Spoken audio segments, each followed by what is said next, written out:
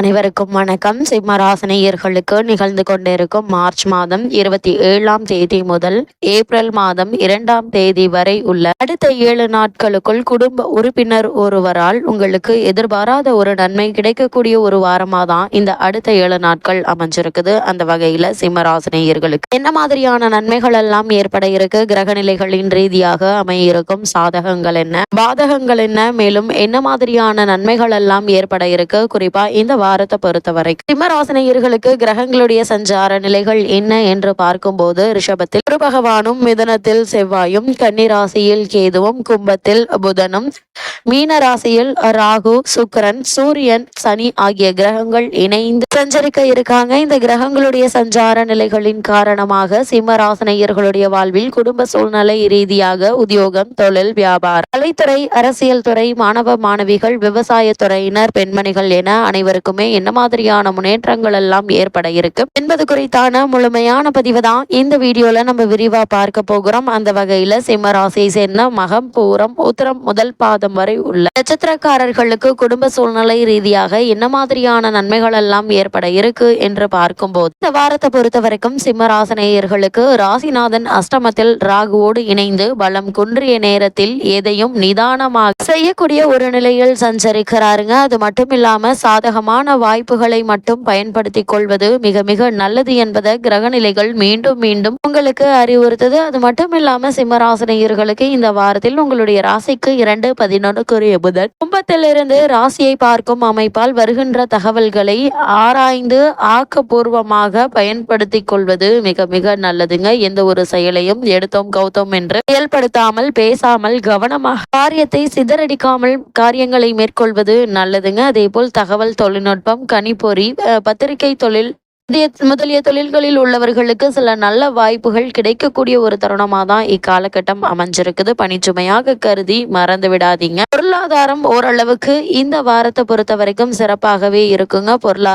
பொருளாதார ரீதியான பற்றாக்குறை என்பது ஏற்படுவதற்கான வாய்ப்புகள் இல்லை. ஏதாவது ஒரு வகை இந்த வாரத்தில் உங்களுக்கு வருமானம் என்பது இருந்து கொண்டே இருக்கும் என்பதால சிம்மராசினியர்களை பொறுத்த வரைக்கும் இந்த வாரத்துல வருமானம் என்பது நல்லபடியாகவே நீடிக்குதுங்க. இருந்தாலும் பணவரவை விட செலவுகள் என்பது சற்று அதிகமாக இருப்பதற்கான வாய்ப்புகள் அதிகம் இருக்குது. ஆரோக்கியத்தை குறிக்கும் அஷ்டமஸ்தானமான அதாவது 8ஆம் இடத்தில் சூரியன் ராகு சேர்க்கை இருப்பதால் உடல் நலன் சற்று பாதிக்கப்படுவதற்கான வாய்ப்புகள் இருக்குதுங்க. உங்களுடைய உடல் ஆரோக்கியத்தில் அதிக கவனம் செலுத்துங்க. சிறு உடல் உபாதை என்றாலும் கூட உடனே மருத்துவரிடம் அணுகி அதற்கான சிகிச்சை எடுத்துக்கொள்வது மிக மிக நல்லது. குறிப்பா இரவு நேரங்களில் வெளியில் செல்வதையும் வாகனம் ஓட்டுவதையும் தவிர்த்துக்கோங்க. அதே போல வெயில் நேரங்களில் வெளியில் செல்வது, உடலில் உஷ்ணத்தை அதிகரிக்கக்கூடிய உணவுப் பொருட்கள் உட்கொள்வது ஆகியவற்றையும் தவிர்த்து கொள்ள வேண்டும் என்பதை கிரகநிலைகள் மீண்டும் மீண்டும் அறிவுறுத்துதுங்க. நெருங்கிய உறவினர்களிடையே கருத்து வேற்றுமை ஏற்பட்டு வந்த நிலை மாறி நல்ல ஒரு ஒற்றுமை நிகழ இருக்குது என்பதை கிரகநிலைகள் உங்களுக்கு அறிவுறுத்துது. அதே போல் உத்தியோக காரணமாகவோ அல்லது மற்ற காரணங்களுக்காகவோ கணவன் மனைவி பிரிந்திருந்தவர்களும் கூட ஒன்று சேர இருக்கீங்க. சிறு உடல் உபாதை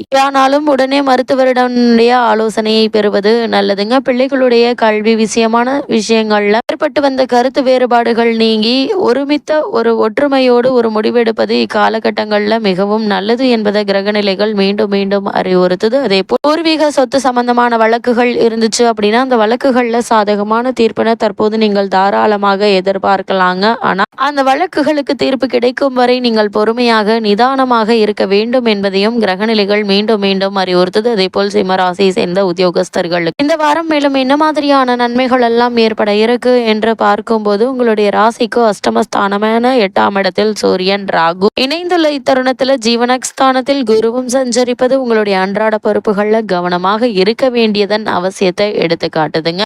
அது மட்டும் இல்லாம மேலதிகாரிகள் சிலர் உங்களிடம் அளவுக்கு மீறிய கண்டிப்புடன் நடந்து கொண்டாலும் நீங்கள் உணர்ச்சி வசப்படாமல் பொறுமை காப்பது உங்களுடைய எதிர்கால நலனிற்கு மிகவும் உகந்தது என்பதை கிரகநிலைகள் மீண்டும் மீண்டும் உங்களுக்கு அறிவுறுத்தது. சக ஊழியர்களுடைய ஒத்துழைப்பு குறைய இருக்குதுங்க. அதே போல் வேறு வேலைக்கு முயற்சிப்பதற்கு அனுகூலமற்ற காலகட்டம் என்பதால இருக்கும் வேலையை தக்க வைத்துக் கொள்வதற்கான முயற்சிகளை மட்டுமே நீங்கள் மேற்கொள்ளுங்க. அதற்கு நீங்கள் பொறுமையாகவும் நிதானமாகவும் இருந்தாலே போதுமானதாக இருக்கு. உணர்ச்சி வசப்பட்டு நிர்வாகத்தினரையோ அல்லது மேலதிகாரிகளை பற்றியோ யாரிடமும் குறை கூற வேணாங்க.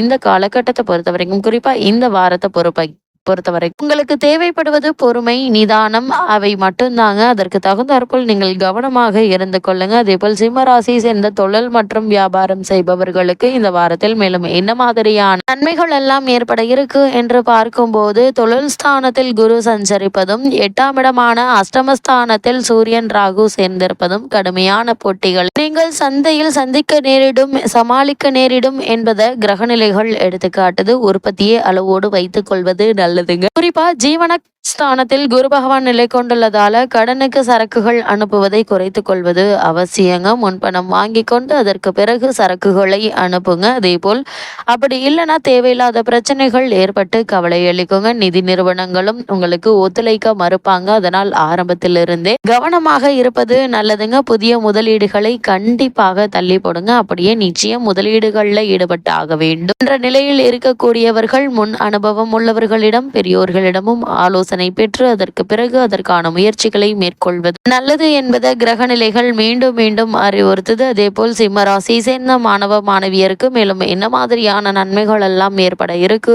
என்று பார்க்கும்போது, கல்வித்துறைக்கு அதிபதிகளான அனைத்து கிரகங்களும் சுபபலம் பெற்று திகழ்வதால் படிப்பில் மனம் ஆர்வத்தோடு ஈடுபடுங்க. ஆரோக்கியத்தை குறிப்பிடும் அஷ்டமஸ்தானமான 8ஆம் இடத்தில் சூரியன் ராகு சேர்க்கையினால பாதிக்கப்பட்டுள்ள பிற மாணவ மாணவியருடன் நெருங்கி பழகாமல் இருப்பது மிகவும் அவசியங்க. ஏன்னா உங்களுடைய நற்பெயருக்கு களங்கம் ஏற்படுவதற்கான வாய்ப்புகள் அதிகம் இருக்குது. அது மட்டும் இல்லாம ஆசிரியர்களுடைய ஆதரவு உங்களுக்கு துணை நிற்குங்க. தேர்வுகள்ல நல்ல மதிப்பெண்களை பெற்று திகழ இருக்கீங்க. வெளிநாடு சென்று விசேஷ உயர்கல்வி பெற வேண்டும் என்ற விருப்பம் இருந்துச்சு அப்படின்னா அதற்கான முயற்சிகளை தற்போது நீங்கள் தாராளமாக மேற்கொள்ளலாங்க. சிறு முயற்சியிலேயே வெற்றி கிடைப்பதற்கான சாத்தியக்கூறுகள் அதிகம் இருக்குது. அதே போல் சிம்ம ராசி சேர்ந்த விவசாயத்துறையினருக்கு இந்த வாரம் மேலும் என்ன மாதிரியான நன்மைகள் எல்லாம் ஏற்பட இருக்கு என்று பார்க்கும்போது, விவசாய துறையை தனது கட்டுப்பாட்டில் கொண்டுள்ள பூமிக்காரகரான செவ்வாய் பூரண சுபபலத்துடன் லாபஸ்தானத்தில் நிலை கொண்டிருப்பதால நல்ல விளைச்சலும் அதற்கேற்ப வருமானமும் கிடைக்க இருக்குதுங்க. ஒருவேளை உங்களுக்கு பழைய கடன்கள் இருந்துச்சு அப்படின்னா அவற்றை அடைத்து நிம்மதி பெற